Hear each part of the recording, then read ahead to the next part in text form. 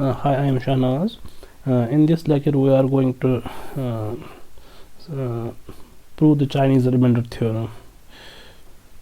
So let us state this. So there is. So let us call this CRT as a shorthand. We write CRT for Chinese remainder theorem. So let A be a ring.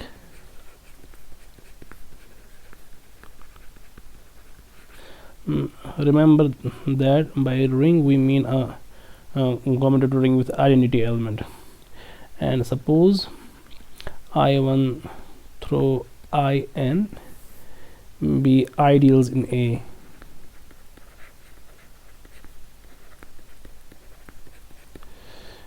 Such that any two distinct ideals are co-prime.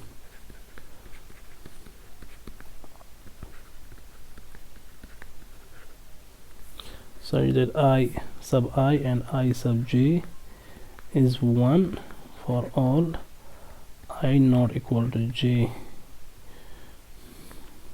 Then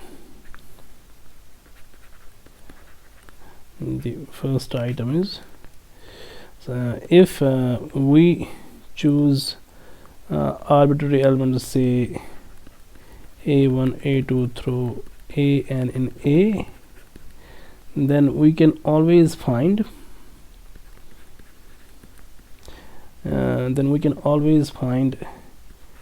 A in A such that A is congruent to ai mod I sub I for all I running from 1 to so on n. Now A congruent to A I mod I means the difference of A and AI is in I sub I. So this is if and only if A is congruent to AI mod I sub I. So this is the same statement. So either we write A is congruent to AI mod I sub I, or we say the difference of AI and A and AI is in I sub I. And note that by co-maximal we mean sum of any two ideals here, two distinct ideals here is the unital ideal. So this is the first item. Then we have the second item, that so this element is not unique. I mean, if there is some other element, so if there is another element B in A such that B is congruent to AI mod I sub I for all I runs from 1 to n, then the relation between A and B is that their difference is in the intersection. Then B is congruent to A mod intersection of these I sub i's. I mean, if there are two different such elements such that which are congruent to AI mod I sub I for all I runs from 1 to n, then those two elements are congruent but mod the intersection of these ideals. And finally we have A mod intersection of all these ideals where I runs from 1 to n is actually isomorphic to the product of R mod I, where I runs from 1 to n. Now by this we mean the direct product. For example, if A1 through an are just rings, then their direct product AI where I runs from 1 to n is actually a ring where each element is a finite sequence, i.e. it consists of elements of the form x1 through xn, where xi belongs to ai for all I. Note that this is a ring under point-wise addition and multiplication, and if all ai's are commutative and consists of the identity element, then this is also commutative and has the identity element. So this is a ring here. Now let us prove this. So we have this proof here. So by assumption we are given that any two distinct ideals here are co-maximal. So we have by assumption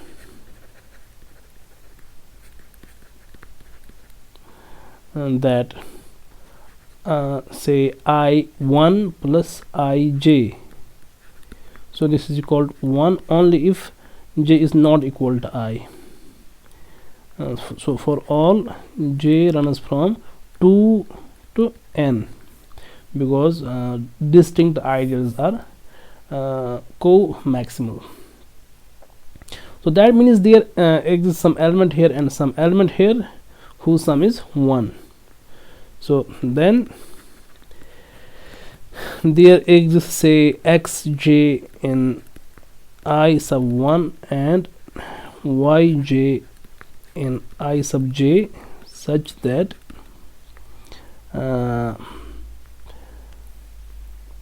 xj plus yj is 1 for all j runs from 2 to n. This implies, so this means x1 plus y1 is 1, x2 plus y2 is 1, and so on. Sorry, x2 plus y2 is 1, x3 plus y3 is 1, and so on. xn plus yn is 1, because this j runs from 2 to n. So this implies this product of the terms xj plus yj, where this j runs from 2 to n, this is 1, because each term in this product is 1.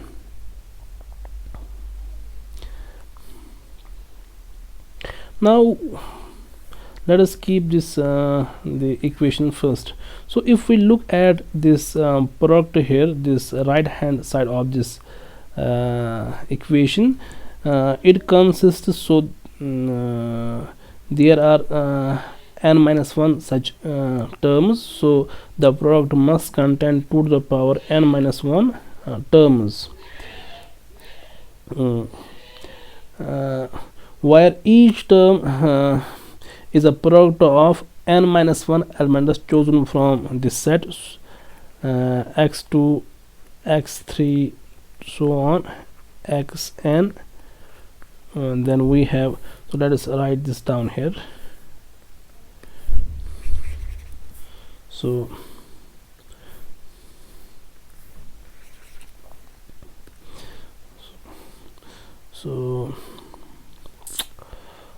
observe that RHS of first consists of 2 to the power n minus 1 terms, where each term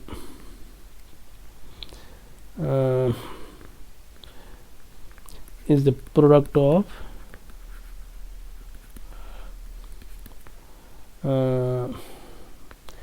n minus 1 elements chosen from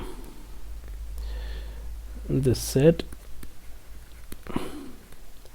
x2, y2, so on. Sorry, this is x2 here, so x2, x3 so on xn, y2 y3 so on yn. Because if we elaborate this product, this is actually x2 plus y2 times x3 plus y3 so on xn plus yn. So if we look at this product, then this is sum of the terms, where each term consists where each term is a product of n minus 1 element chosen from this set. Now note that each such term in RHS first belongs to I sub 1 except the term so let us write this down again here. So also note that each such term in RHS of first belongs to the ideal I sub 1 except the term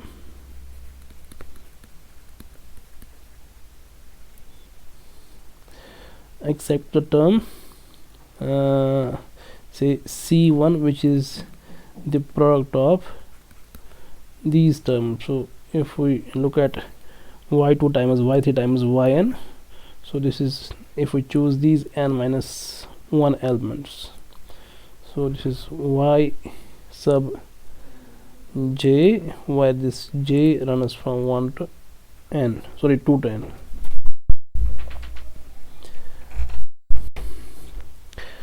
So now what is the reason that except this term all the terms are going to lie inside I1? Because if we choose if we look at any term here, that is actually in the product of n minus 1 element is chosen from this set.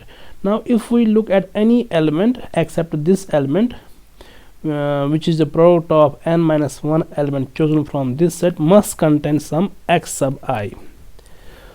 So each term here, so if we look the number of elements chosen, number of n minus 1 element chosen from this set. Now this set has the size 2, this set has a size 2n minus 2. Now if we pick n minus 1 element here, the number of ways is 2n minus 2 choose n minus 1, and this is actually 2 to the power n minus 1. So each such I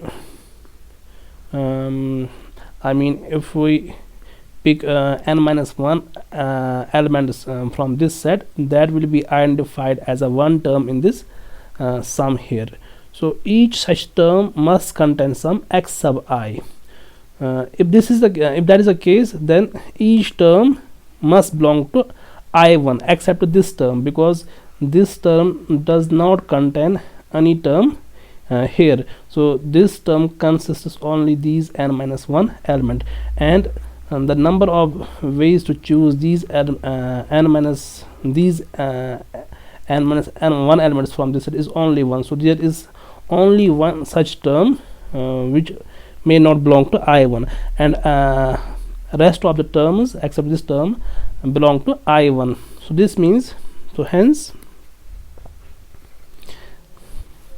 if I look at this term, I mean the term, if I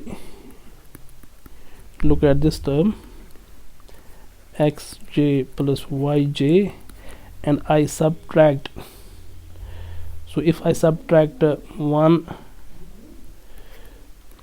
if I take this term 1 minus c1, which is actually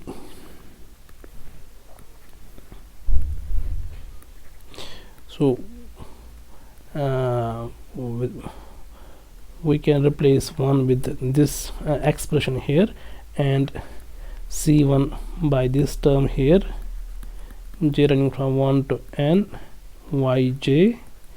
That means since every term in this product except this term is in I1, therefore this difference is going to be in I1. That is, this C1 is actually congruent to 1 mod I1. Now note that this term, which is actually y2, y3, so on, yn, so this term belongs to every I sub I except j, while I is not equal to 1, because this term contains y2, that means this is in I2. This is contains y3, that means this is in I3. So, and also C1 is in I sub j. That means if C1 is in, so if C1 is in I sub j for j not equal to 1, that means C1 minus 0 is in ij for all j not equal to 1. So that means C1 is congruent to 0 mod j. So C1 is congruent to 0 mod I sub j, where for all j equal 2 to n. So this is the case when we fixed I1 here. So we got this these two expressions here. So to be more general, if we fix I sub I here, we get the following two expressions. So more generally,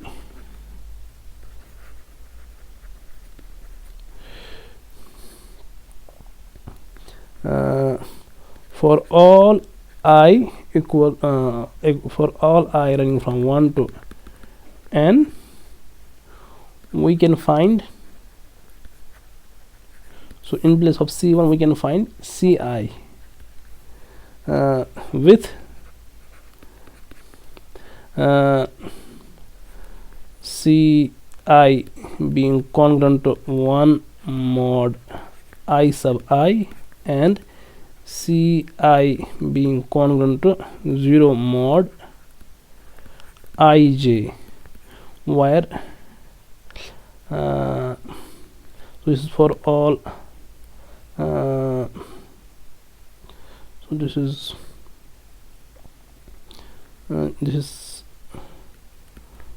for all I, this is for all I not equal to j. Now let us pick what we have to prove. We have to prove given element is a1, so an in a, we can always find a in a such that a is congruent to ai mod I sub I for all I. So this is what we have to prove. So let us take elements. So let a1, a2, so on, an be elements in a. Now we have to find this a. Now what we are going to do, we are going to fix this a to be equal, so we set a to be the linear combination of these elements by these ci. So we are going to set a as a1 c1 plus a2 c2 plus so on plus an cn.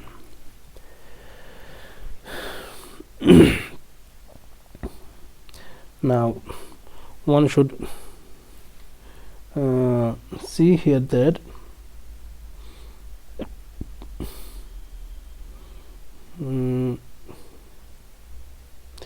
this.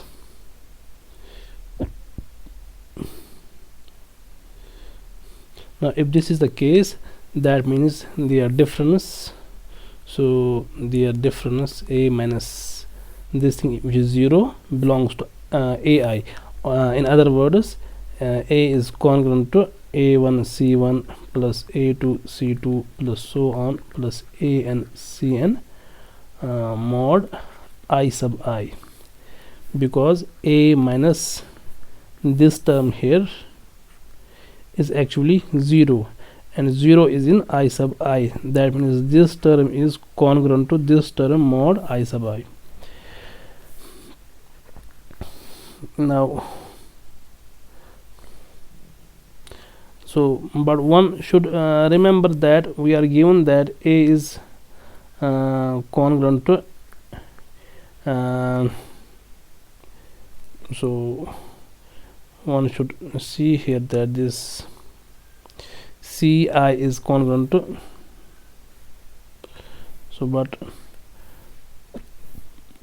but this ci is congruent to 1 mod I sub I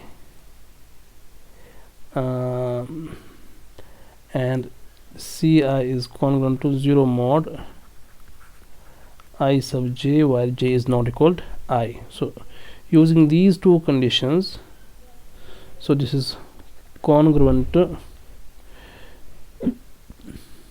so this implies a is congruent to ai ci mod I sub I for all I running from 1 to n.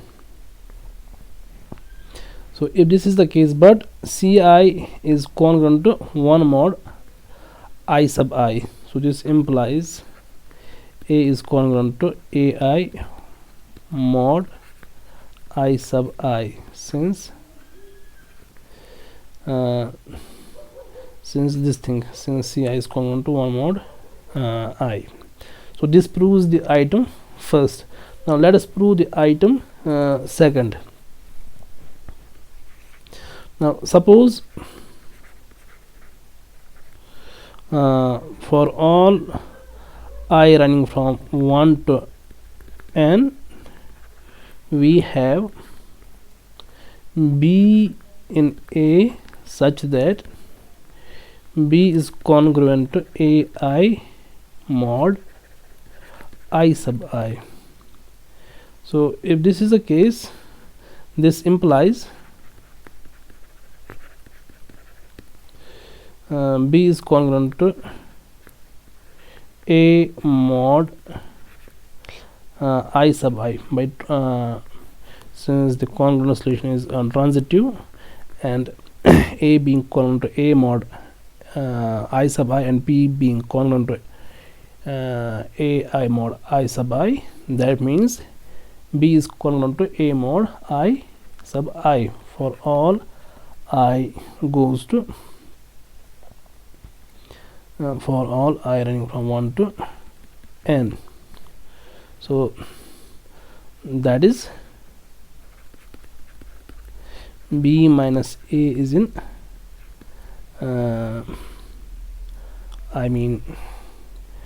b minus a is in what we call I sub I for all I running from 1 to n, or b sub I belongs to the intersection of all I sub i's where I runs from 1 to n. Equivalently, b is congruent to a mod this intersection here. So this proves the item second. Finally, we have to prove, so we want to show that R mod the intersection I runs from 1 to n I sub I is isomorphic to product of R mod I sub I where I runs from 1 to n. So not R, but A.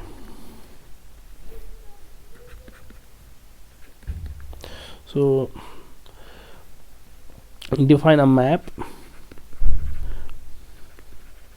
This is the natural map, phi from A to the product A mod I sub I, where I goes from 1 to n, as so this is the natural map where phi takes this element A to the element here, which is an element of the form A1 plus I1.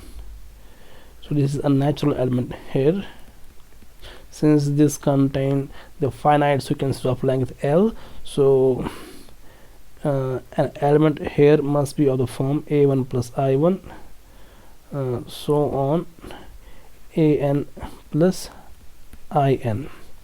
Now one can prove this phi is a ring homomorphism. So clearly phi is a ring homomorphism. So this is a trivial exercise to verify.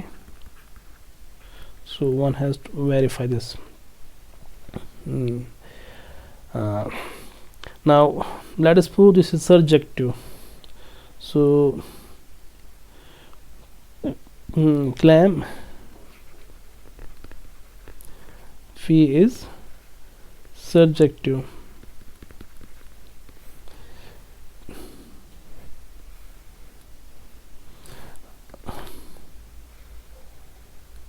So this is our claim.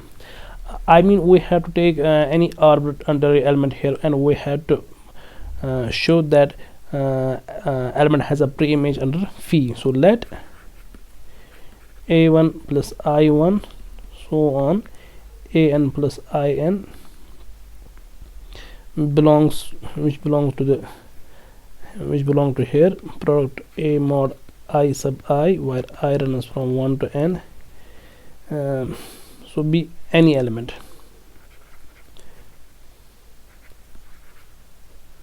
So we have to prove it has a pre-image. So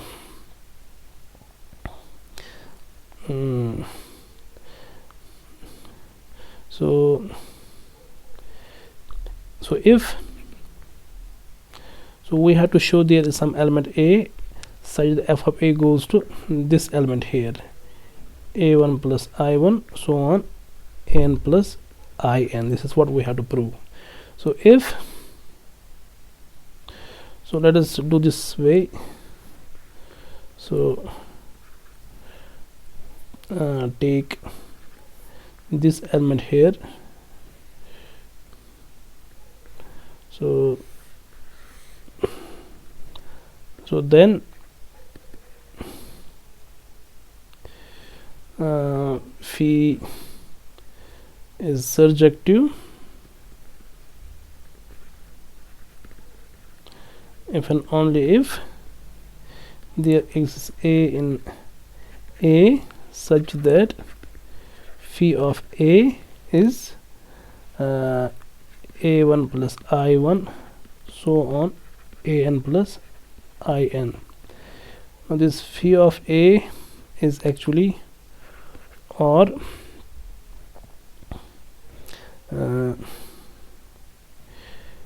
A plus I1, so on A plus in. So we have this is A. So is A goes to elements like this. This is the definition of this homomorphism. So P of A goes to A plus I1, so on A plus in. So this is actually equal to A1 plus I1, so on an plus in. Now these are two finite sequences, so they are equal if and only if they are equal point wise, component wise. So or A plus I sub I is equal to AI plus I sub I for all I runs from 1 to n, or equivalently a minus ai is in I sub I, which implies a is congruent to ai mod I sub I for all I runners from 1 to n. So this phi is surjective if this is true, but that is over item first, so which is true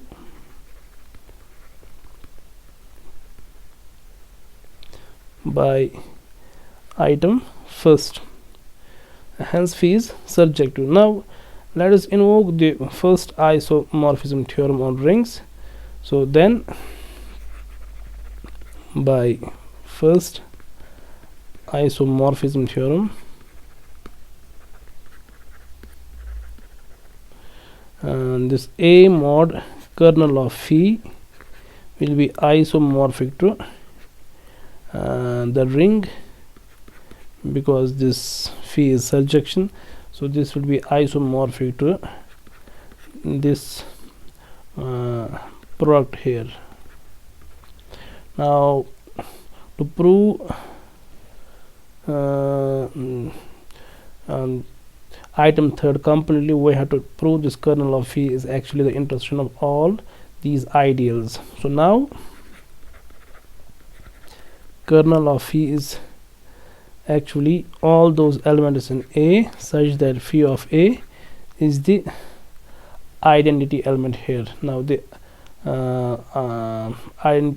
zero element here, which is actually I1 I2 through In. So this is the identity element here. So that means those elements such that now phi of A is A plus I1 so on A plus In is equal to I1 through In.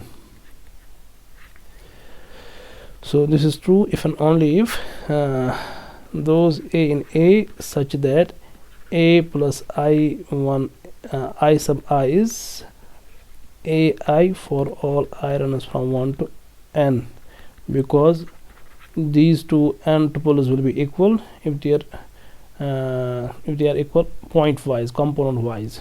So that is all those A's such that A is in I sub I for all I running from 1 to n. That means this is actually the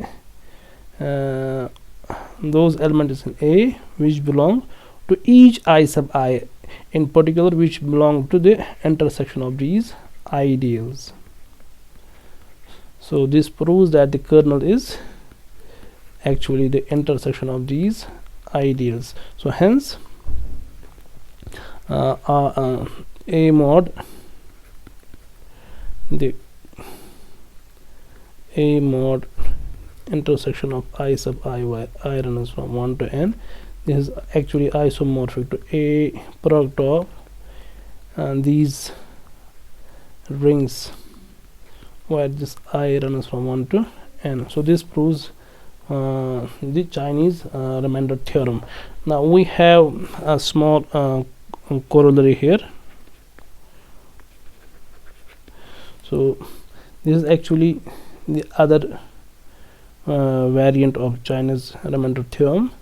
So if I1 through In are co-prime, I mean the co-maximal co-prime ideals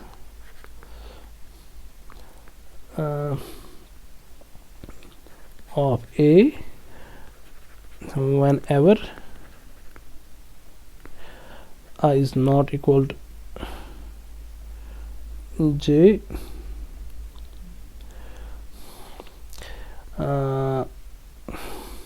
I mean if they are prime ideals are the co-prime the pairwise co-prime ideals, pairwise co-prime ideals of A, then the first item is phi is surjective. Let us first define phi.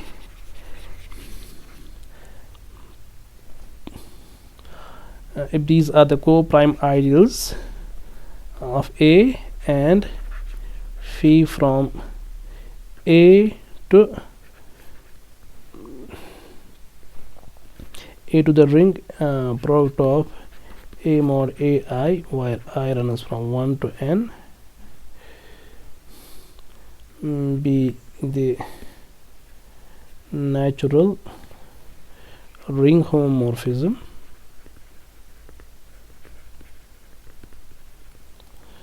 then the item first is phi is surjective if and only if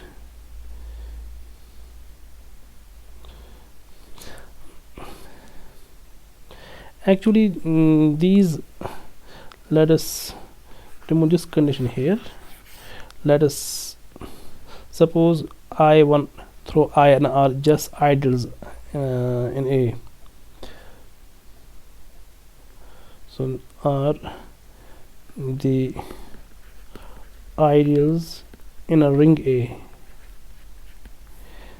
and this phi be the natural ring homomorphism. Then this phi is surjective if and only if I and Ij are I mean if they are co-maximal. So let us write in compact form: if I plus Ij is the unital ideal for all I not equal to j. And the second item is phi is injective if and only if intersection of these ideals is actually the zero ideal. So if we look at the item first, that is our item first here. So in item first, what we proved that if these are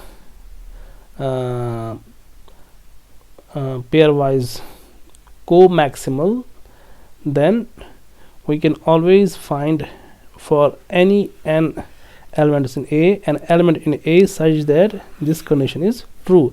That is equivalent to say that this phi is surjection here, as we have seen here. So phi is surjection if item first is true.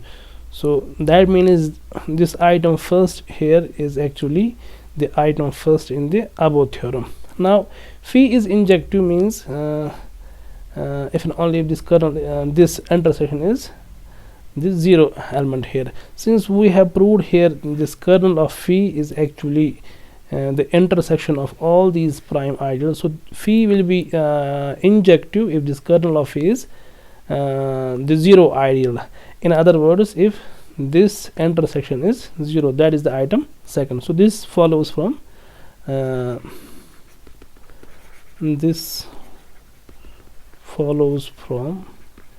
above.